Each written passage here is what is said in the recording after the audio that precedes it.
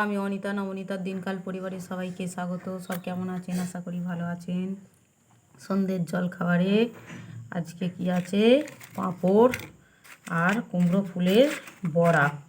এখানে আছে লাভ পাঁপড়, এই যে আলুর পাঁপড়, আমার বাড়িতে বানানো আলুর পাঁপড়। আর এগুলো হচ্ছে সাবুর পাঁপড়, এগুলো কেনা।